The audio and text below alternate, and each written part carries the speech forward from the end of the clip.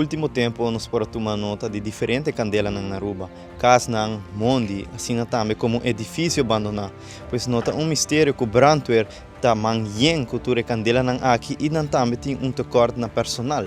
No momento ng aqui nós na clube chinês, que aqui dia 7 de julho, está dinang din San Nicolas que apega na candela.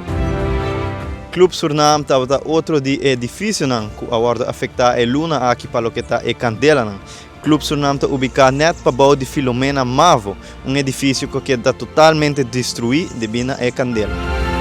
Outro de casa que também agora afeta para a candela a luna aqui está aqui na Wegfontein, casco aqui está completamente destruído de candela e que seguramente lo está gasto roupa grande para a família.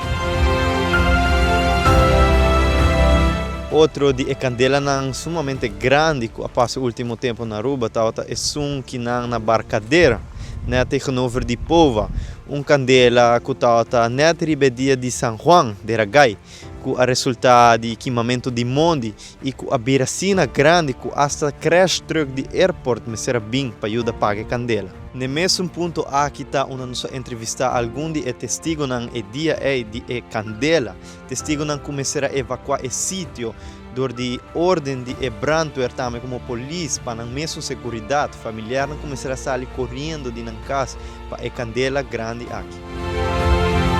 Finalmente, nós aqui na Madiki 45B, onde semana passada, já domingo, marduga último, sucedeu uma tragédia, onde senhora, lamentavelmente, a perde sua vida, dor de candela que a queima full sua casa.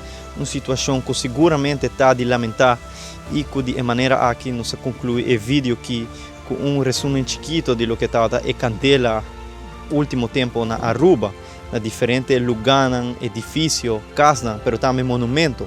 Mas se mencionar que o Hopi viaja e candela aqui de monumento, está destruir o lugar e essa aqui não está tomador de adigno ng ambulante, que não está hasi de monumento ng aqui ng vivienda novo. Assim como também tour e sushi que está guardo lagar depois de candela na casa e que depois me se guardo opgeruimd. A mitad aqui em Valderrama com Benny Lee para 24horas.com.